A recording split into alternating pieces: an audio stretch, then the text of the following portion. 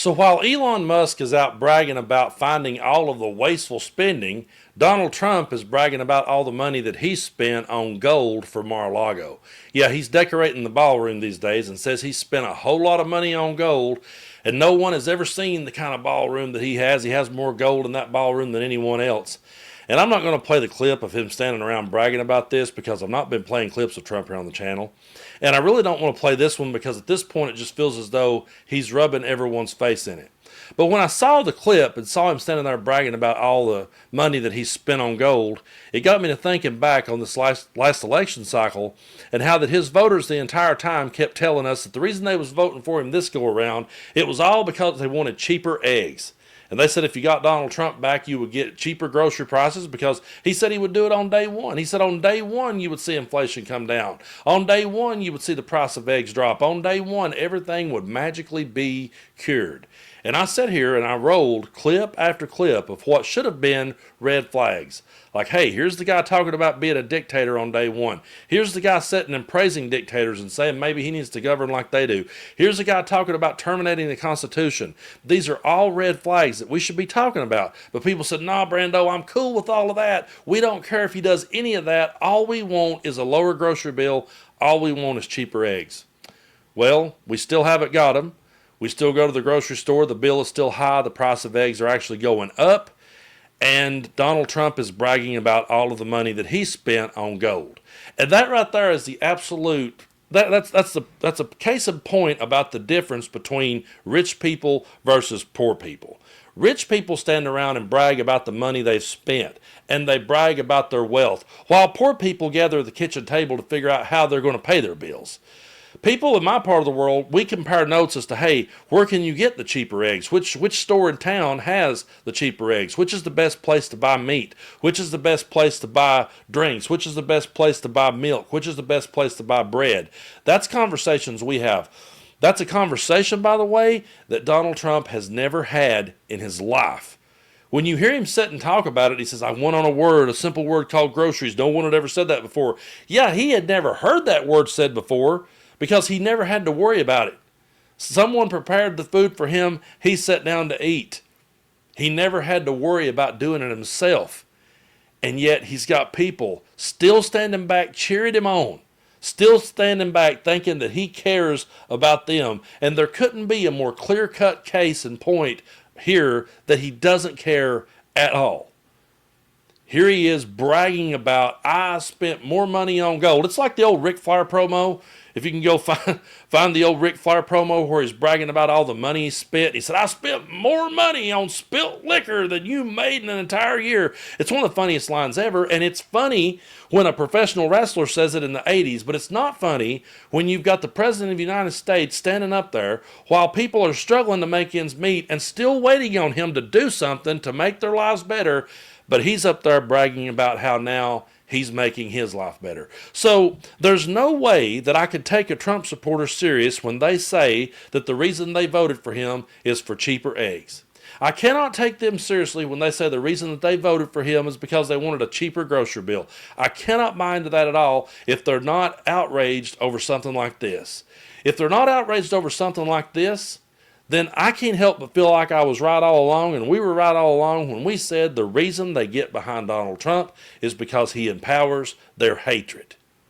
I feel like the whole cheaper eggs, lower grocery bill was them at this point in the game going, yeah, you know what? We know the guy's a piece of crap. We know the guy, incited a riot. We know January 6th should have been the deal breaker for everything. We know that he said a whole lot of racist and homophobic things over the years, but we're just going to leave all that. We're going to forget all of that, and we're just going to now try to sit here and say, oh, it's all about cheaper eggs, and we knew better. We knew better the entire time. We knew it had nothing to do with cheaper eggs, because if it did, that would be offensive to them. Wait a minute. This man's bragging about all the money he spent on gold for a ballroom that he will never allow his followers in. You have to be in his league. You have to be in his class of people to be in that ballroom. The poor working people in Appalachia that lined up to vote for him thinking he'd make their life better, he wouldn't wipe his nose on their Sunday best. They wouldn't be allowed in that ballroom. They wouldn't even be allowed to park their truck outside. And they sit back and they cheer this on. and try to tell us that it's all because he's going to give them cheaper eggs, well, I call bullshit. Because if it was about cheaper eggs, if it was about the grocery bill, this would outrage them. It doesn't. Why? Because he pisses off everyone that they hate. And it's not just about the racism and the bigotry and the homophobia and all of those things. It's not just about that. One of the main reasons these people love Donald Trump is because when they do, they get to duck and dodge all accountability. They never have to answer for anything again. If you want to become, and as far as content creators go, if you want to go over and just and start mouthing Trump talking points, you can do so. Just like him, there'll be no checks and balances. Just like him, you can spew whatever you want to spew. And if you get caught spewing a lie, you can then turn and say, well, a lot of people believe it. A lot of people are saying it. And we could sit back and go, well, a lot of people can repeat a lie, don't make it true. But that's where we're at with Trump and his supporters. And for any of them to tell me now that it was about the price of eggs, I'm never going to buy it. It was about the kind of behavior that Donald Trump empowered. And they will sit back and they will continue to pay the higher prices and probably won't have a problem with it. Because as long as he's in, they can cheer. As long as he's in, they can flex. As long as he's in, they can feel validated. As long as he's in, they can act as though they're owning the libs. When in reality, they're the only ones that got owned. And to any troll that's still sticking with me at this point in the video and is going to message me later to tell me what I said at the 6-minute mark that made them so mad, I would say to you, this guy does not care about you at all. And if it truly was about cheaper eggs, you would be outraged. But it was never about that. It was about the fact that he empowered you to be the kind of person that you really didn't have the guts to be before he came along. That's the thing. The way that people have acted since Donald Trump came down that escalator, we have put in so much work to try to stop that type of behavior, to try to stop that type of bullying, that type of racist behavior. We had worked so hard to try to heal a lot of those wounds. And he came along and just ripped the Band-Aid off of it and gave everyone full reins to do and say whatever they want. But if they think they're owning us because we get mad about these things and point them out, if they think that's a flex and they're owning us, they're dead wrong. The only one that got owned was them, because that guy is laughing his way all the way to the bank. When he sits around with his buddies, he's bragging about all the money he spent on gold. When you sit around with your buddies, you're comparing notes to see who has the cheaper eggs in town, and you still ain't got them. So I'm going to keep pointing these things out. I'm going to keep reminding people every day that they didn't get what they voted for. And I'm also going to point out in certain cases, yeah, this is exactly what you voted for, when suddenly their rights continue to circle the drain. Wait a minute, hold on. Why is this happening? Well, you voted for it. We're in for the long haul, folks. We really are. I don't know when or if it's going to get better. I'm just trying to make sense of it as we go through each day. And when I see a guy standing up bragging about all of the gold that he has, I remember a time when the troops found Saddam Hussein's gold-plated toilet. Y'all remember that? And you remember how people was acting, oh man, look at that dictator with that gold toilet. What an insult that is to his people, man.